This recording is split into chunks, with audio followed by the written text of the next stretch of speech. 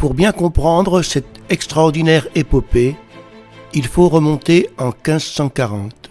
À l'époque, Paris et sa population ne cessent de croître. Les forêts des environs sont surexploitées. Il faut trouver d'urgence de nouvelles sources d'approvisionnement.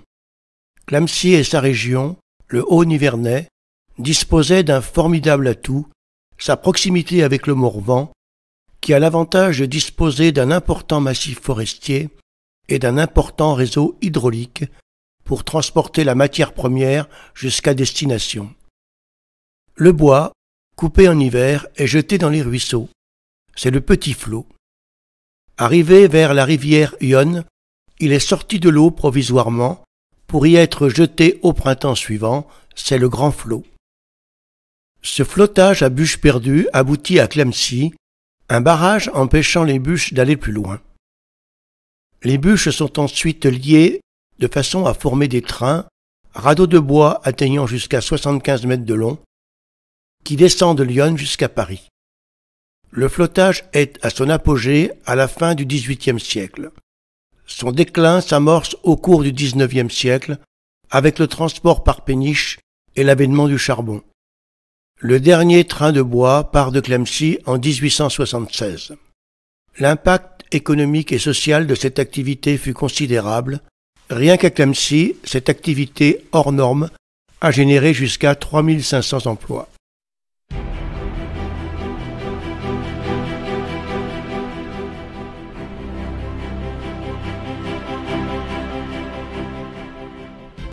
Dans les forêts nivernaises, la carbonisation du bois a toujours fait partie des traditions.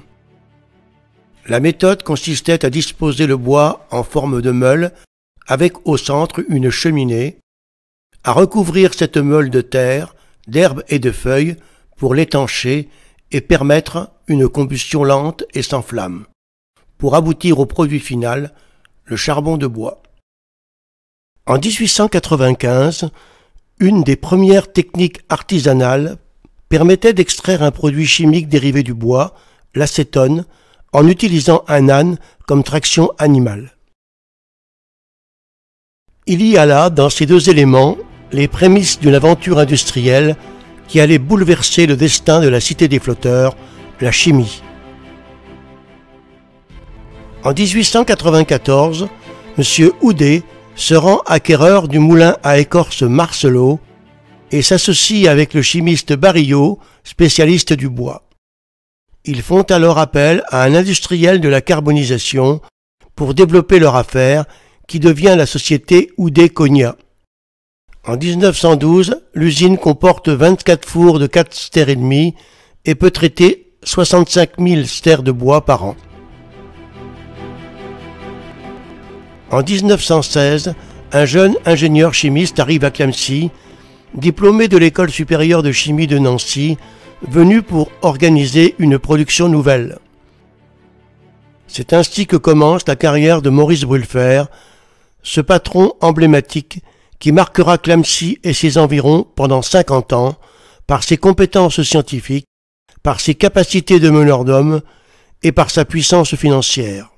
Il deviendra le directeur général en 1920 de l'usine de la SPCC, Société des produits chimiques de Clamecy, qui travaille avec la société Progil de Lyon, anciennement Produits chimiques Gillet et Fils. Entente qui ne se démentira pas au fil des ans. L'un des problèmes importants de cette industrie était celui de l'approvisionnement en bois pour constituer et maintenir des stocks correspondant à la consommation moyenne de 700 stères par jour. Le bûcheronnage dans toutes les forêts du Morvan et des environs était une activité essentielle en amont. Et la création de la SFCC, Société forestière de Clamecy et du Centre, avait été constituée pour acheter, exploiter, transporter et commercer le bois vers l'usine. Une moyenne de 600 bûcherons travaillaient à la tâche dans les coupes du Morvan, du Bazois, de Montsauche à Château-Chinon, de Carré-les-Tombes à Corbigny, du Ouagne à Montreuil. Étaient recherchées les coupes de taillis de feuillus, chênes, hêtres et charmes qui étaient les meilleurs produits pour la carbonisation. Les moyens de débardage dépendaient de la nature du sol et des facilités d'accès. Dans les pentes les plus raides, on utilisait les traîneaux à la manière de la schlitt des Vosges. La charbonnette et la moulée étaient empilées dans l'antique chariot morvandiau ou nivernais modernisé d'une charge de 2,5 tonnes. Selon le relief, on utilisait les bœufs, les chevaux pour plus de souplesse. Également le tracteur Vierzon alimenté en carburant pyrroloï tiré de la carbonisation. Et bien sûr le légendaire tracteur Latil à gazobois pour le transport sur la route. L'acheminement en bois se faisait à partir des régions forestières parfois fort éloignées.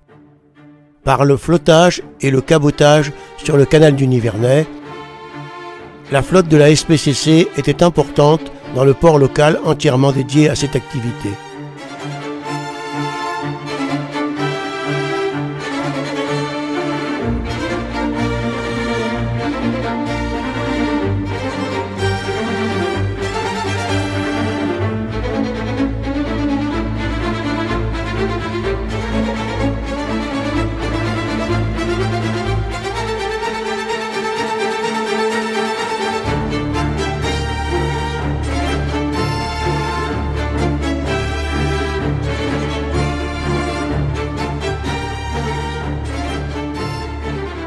Par des trains routiers pour les bois proches, 30 tracteurs routiers et 160 remorques acheminaient le bois vers l'usine.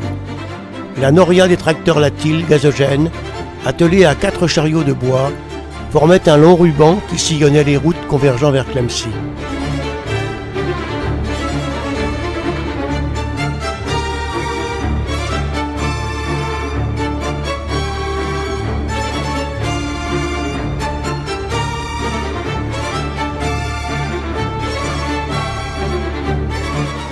Par voie ferrée dans des wagons tombereaux d'une capacité de 60 mètres cubes. Un parc de 60 wagons était géré par l'usine qui comprenait un atelier de réparation.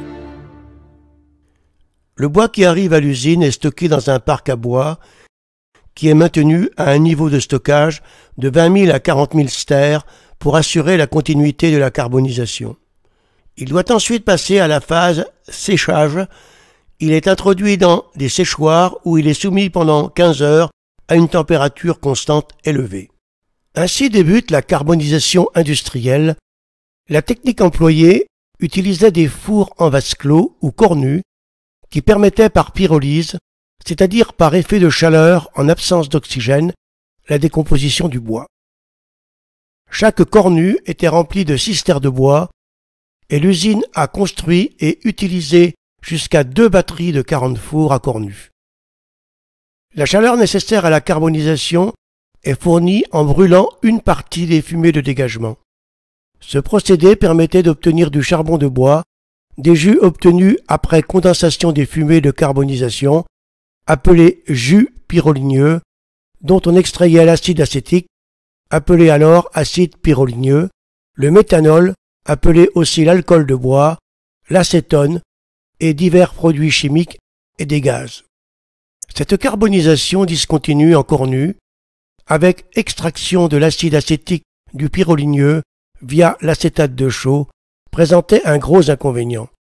L'échange de chaleur se fait par la paroi de la cornue, le bois cuit difficilement au milieu de la charge, ce qui impose d'avoir de petites tailles de four et augmente ainsi les manutentions.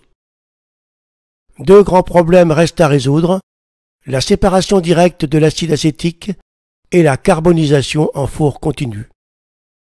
La carbonisation de 100 kg de bois dans ce type de four permet d'obtenir 25 kg de charbon de bois, 1 kg d'alcool méthylique, 1 kg d'acide acétique, 4 kg de goudron de bois, 46 kg d'eau et 23 kg de gaz combustible. Sans conteste, la carbonisation du bois possédait un meilleur bilan énergétique pour le traitement chimique du bois en comparaison avec l'hydrolyse ou la gazéification, avec un rendement de près de 80%. En 1926, l'usine atteint une carbonisation de 150 000 stères de bois par an. Toute la flotte d'engins de la SPCC était équipée du procédé gazogène. La matière première, le charbon de bois ou ses dérivés, étant disponibles à discrétion. Le gazogène est un procédé permettant de faire tourner un moteur avec du bois ou un combustible solide contenant du carbone. Il est basé sur une précombustion incomplète du combustible aboutissant à un gaz riche en monoxyde de carbone, pouvant être brûlé dans un moteur à explosion. Son rendement machine était assez faible et inférieur à 15%, alors qu'un moteur diesel a un rendement pouvant dépasser les 40%.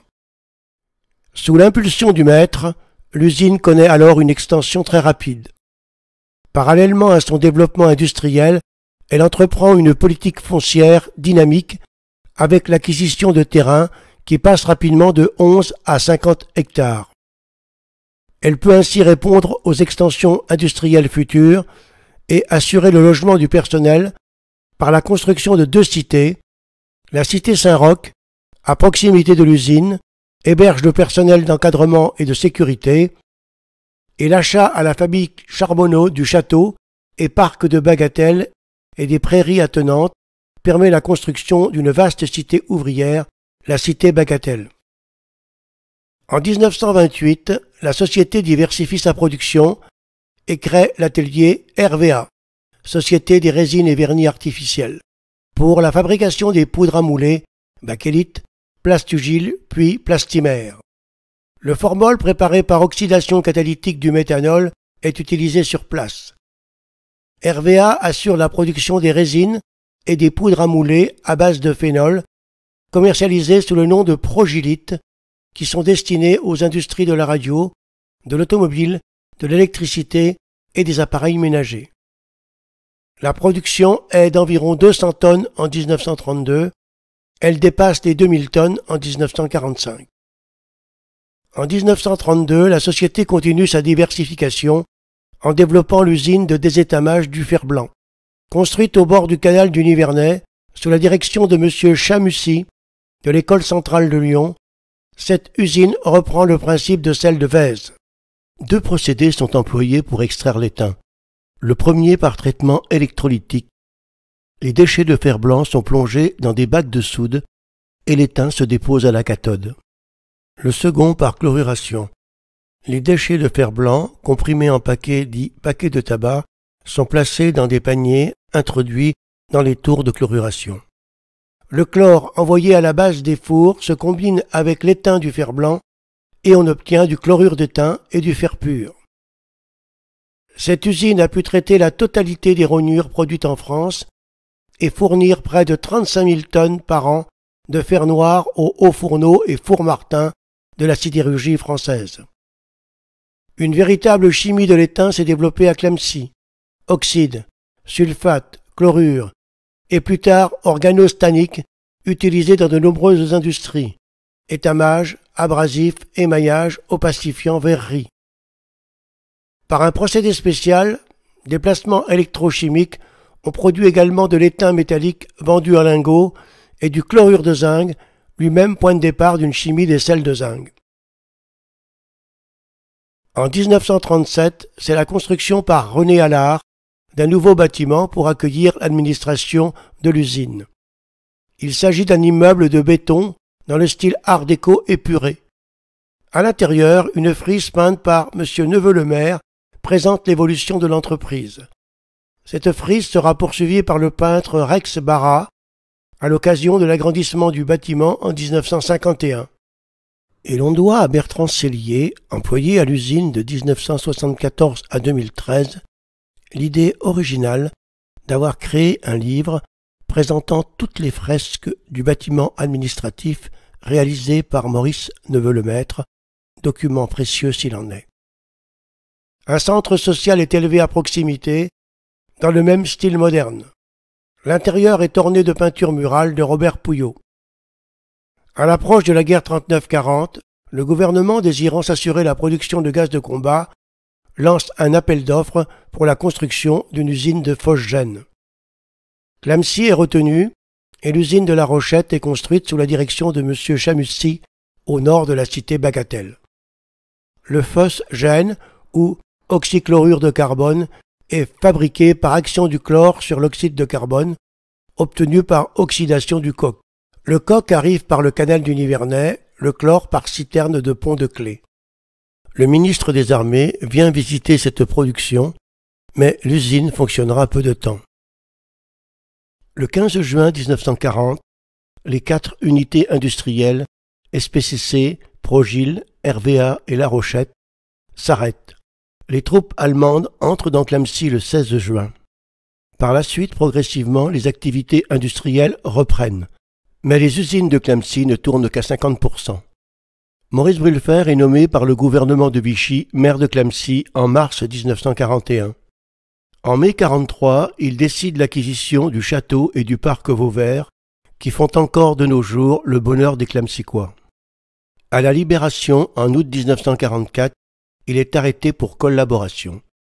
Le 4 septembre, il est libéré. En mars 1949, il comparaît devant la Cour de justice de Bourges. Il est acquitté.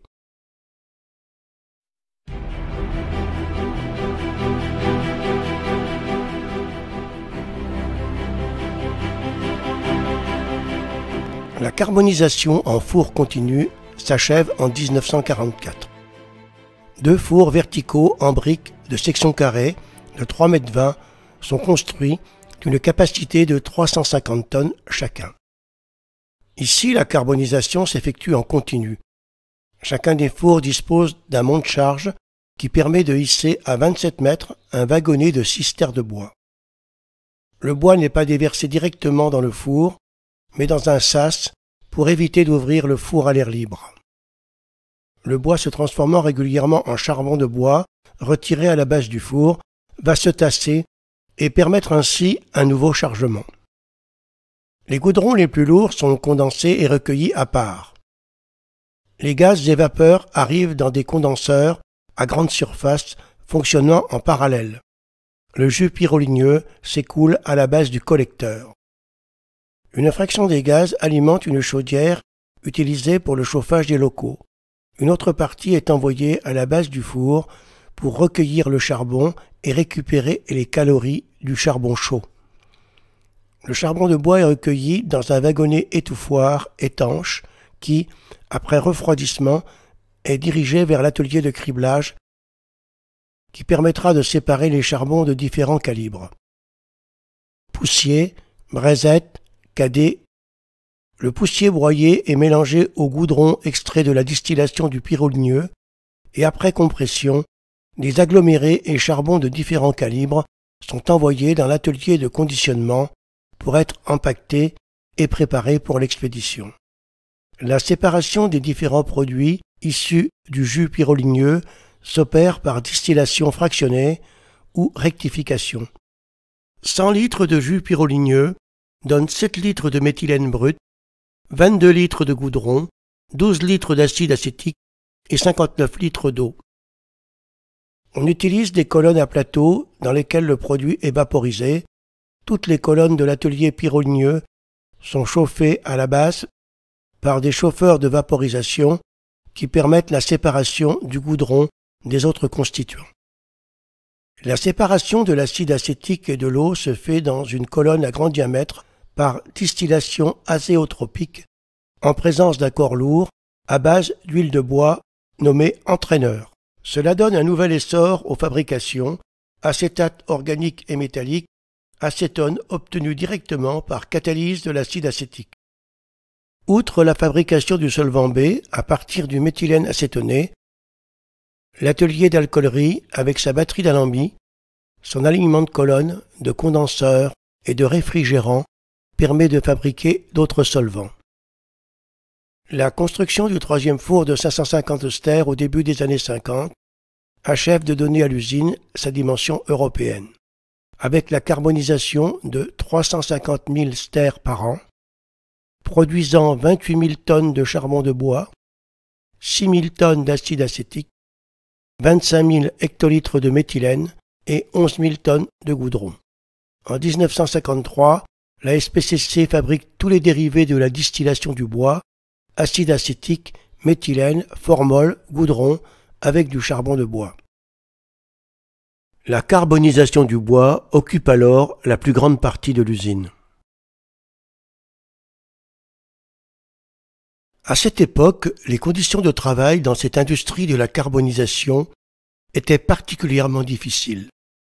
Les odeurs, les fumées, la poussière rendaient la tâche pénible et éreintante, d'autant que les normes de sécurité étaient bien modestes. Il n'y avait pas, comme actuellement, la sécurité. Au point de vue sécurité, c'était un peu catastrophique. Les gants n'existaient pas, les protections lunettes non plus. On allait changer des joints, les joints de goudron, des trucs comme ça, on retenait dans des états lamentables. Enfin, toutes les réparations étaient faites sans sécurité. Moi, ce que je retiens de cette usine, c'est la passion. Les gens travaillaient, bien sûr. Ils travaillaient pour gagner leur vie, bien sûr. Mais ils étaient tous passionnés par le travail qu'ils faisaient. Je me souviens en particulier d'un monsieur qui gérait la fabrication des boulets de Clamcy. Il était tout seul dans l'atelier. Quand je l'ai rencontré, j'ai rencontré 2 yeux. Le reste, il était noir, comme le charbon, comme le décor, tout était noir. Voilà. Mais il bossait, il était content de son travail. Malgré ces conditions, la plupart ne se plaignaient pas, assurés du plein emploi. Époque paternaliste, certes, mais que beaucoup évoquent encore avec nostalgie. L'usine emploie maintenant 600 ouvriers. Cette usine à feu continu, ne pouvant souffrir d'arrêt dans la marche de ses fabrications, doit avoir à tout moment, sans l'aide de l'extérieur, son matériel et ses installations contrôlés, entretenus, dépannés et remplacés si nécessaire. L'ensemble de ces tâches est confié à un personnel qualifié, groupé dans un service d'entretien et un bureau central d'études et de dessin qui assure la conception des plans de construction des installations. Pour gérer cette énorme machine, il fallait assurer la maintenance d'environ 800 pompes, 800 ventilateurs et 3000 moteurs. 150 personnes sont employées aux ateliers d'entretien spécialisés, chaudronnerie, menuiserie, mécanique.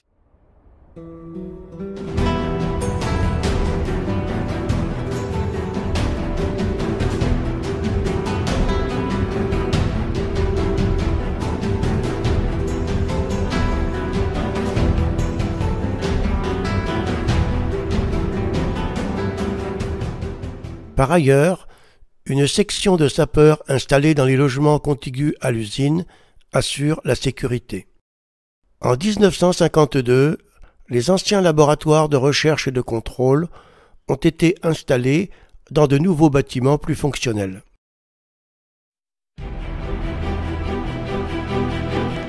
C'était l'époque où le paternalisme régentait tout, le travail, les loisirs et les vacances des salariés. L'époque où le patron était omniprésent dans la vie des familles. Parallèlement à l'extension et à la modernisation de l'usine, Maurice Brülfer a entamé une politique de construction visant à gérer son monde et à progressivement installer d'importants services sociaux. Une grande majorité des ouvriers étaient logés sur le site. D'une part à la cité Saint-Roch, en haut de l'avenue de la Gare, où habitaient les ingénieurs ainsi que les pompiers de l'usine. S'y trouvait également la cantine dotée de 30 chambres et le cercle-hôtel comptant 16 chambres, une salle de banquet et une salle café-restaurant. Et d'autre part la cité Bagatelle, peuplée de 300 habitants, qui formait un village dans la ville et constituait le 4e quartier de Clamcy. Les habitations qui disposaient de l'eau courante, de l'électricité et du tout à l'égout étaient alignées le long d'allées bordées d'arbres. Au début des années 50, des maisons en pierre de taille destinées aux contremaîtres et dotées d'un chauffage central individuel ont été implantées autour d'une place à proximité de la chapelle. Chaque maison disposait d'un lopin de terre où les occupants pouvaient faire du jardin. À Bagatelle se côtoyaient ouvriers français et ceux d'origine étrangère, hongrois, espagnols, italiens. On dénombrait plusieurs familles nombreuses.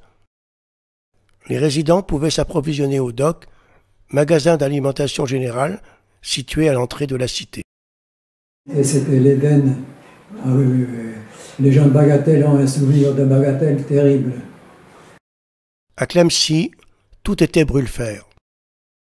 Pour divertir son personnel, la SPCC avait construit un complexe sportif baptisé Maurice Brûlfer. Son entrée était ornée du nom de l'industriel et des 5 anneaux olympiques. On y trouvait un terrain de football, un de basket, un pour les boules lyonnaises, une piste d'athlétisme.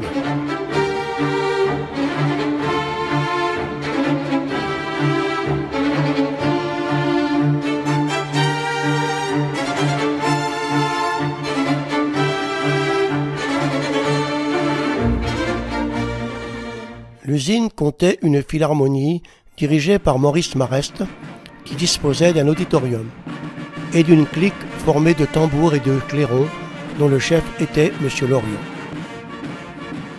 Une troupe de théâtre, un casino avec salle de spectacle et de bal.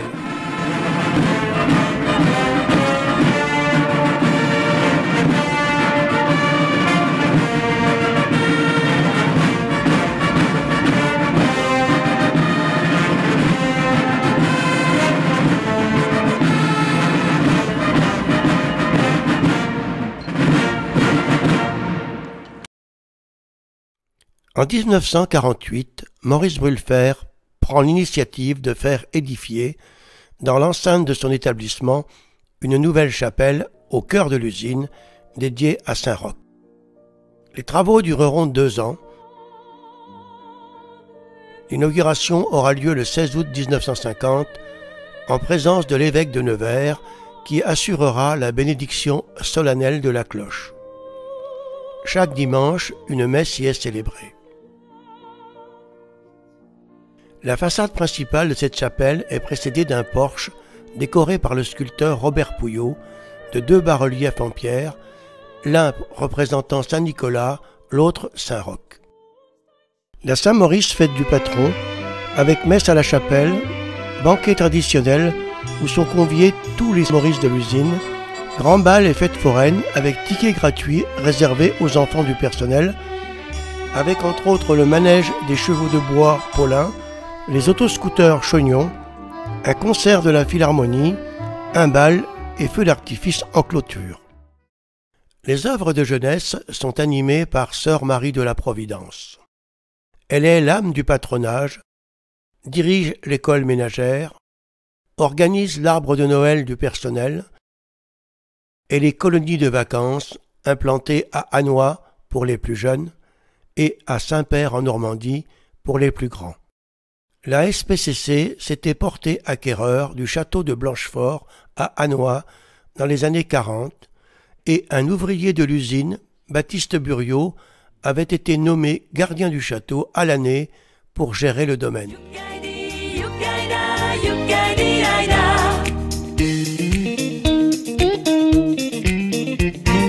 Puis l'appel et la toilette, Yukaidi, Yukaida, et bientôt la tribu prête, Yukaidi Aïda. Offre à Dieu le jour nouveau, en saluant le drapeau, Yukaidi, Yukaida, Yukaidi Aïdi Aïda, Yukaidi, Yukaida, Yukaidi Aïda.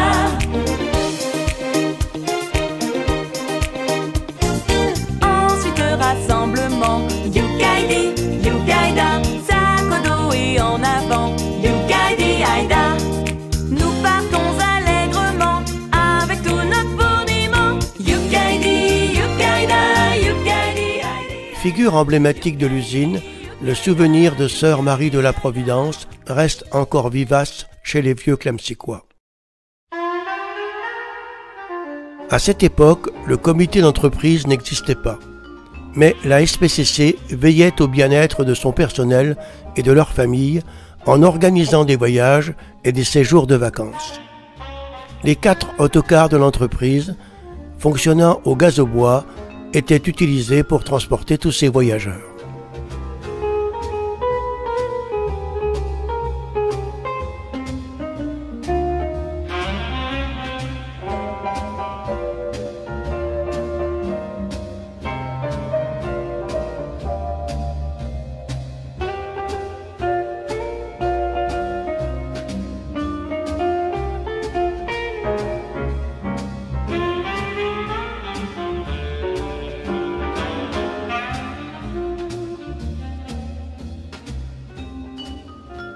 Chaque fois que c'était les vacances de février, les gens voulaient aller à la neige. J'avais des feuilles exprès pour remplir que j'envoyais à Pont-de-Clé. On était accepté ou pas, et puis bon c'était relativement pas cher. Et nous, on en a bien profité parce que tout l'été, avec nos 2 filles, on partait 3 semaines à Neige-Pré. Et ça nous coûtait moins cher que de rester chez soi. Donc tous les ans, j'organisais une sortie à l'Alpe d'Huez, un week-end. On partait le vendredi à midi et on revenait pour le lundi matin au travail. J'ai fait 28 voyages. Entre Lyon et le canal du Nivernais, à l'emplacement de l'ancien port à bois qui avait été en activité pour le flottage du bois durant 3 siècles, des jardins miniers avaient été aménagés au lieu dit Le Maroc. Sur chaque parcelle, une cabane était disposée. Toute la cité Bagatelle, le long de Lyon, avait les petits jardins ouvriers avec chacun une cabane. Mais c'était la seule distraction. Les gens qui quittaient l'usine à 5h30 le soir, l'été ils se retrouvaient au jardin. Entre Lyon et le canal, c'était convivial.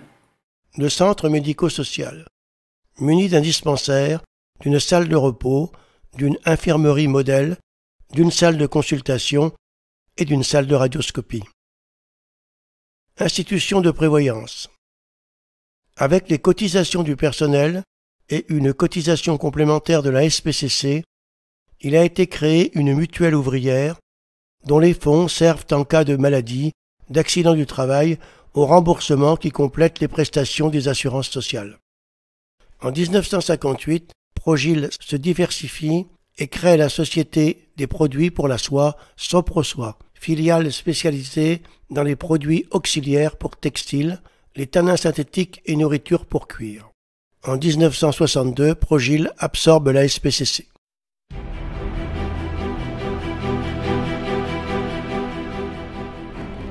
À la fin des années 60, la carbonisation connaît un recul. C'est la crise de l'industrie chimique reposant sur le traitement du bois. Il en découle une reconversion complète. En 1966, Maurice Brülfer, le patron emblématique de l'usine, décède.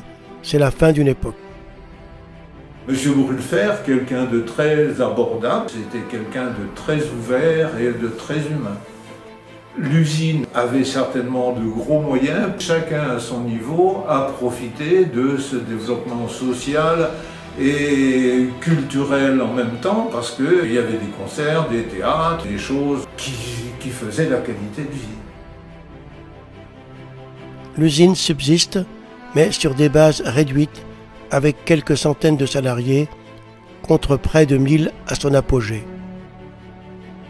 Cette activité qui fit la prospérité de la ville s'est éteinte au début des années 80 et a signé son déclin.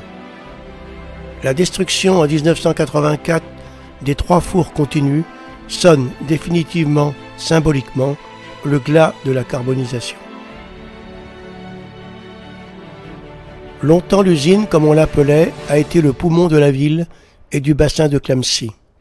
Elle a forgé son identité, elle était la ville dans la ville. C'est elle qui, à son apogée, dans les années 50-60, a permis à la population de Clamecy d'atteindre son maximum au cours du XXe siècle, près de 6000 habitants. Et même si cela fait maintenant partie du passé, l'usine n'a pas disparu, elle a perduré, s'est adaptée, s'est diversifiée et s'est reconvertie et modernisée. Elle constitue toujours un pôle industriel de chimie de pointe qui continue à porter haut et fort les couleurs de la ville dans le monde entier. Et elle permet de maintenir des emplois sur le bassin de Clamecy. Après l'épopée du flottage, ce pays de Colat-Brognon, à la douceur de vivre sans pareil, a su se créer ce destin industriel fait de labeur, d'entraide, de solidarité et quelquefois de souffrance, qui restera une belle aventure humaine. Cela a été, et cela restera, une magnifique épopée industrielle ancrée à jamais dans la mémoire de ses habitants.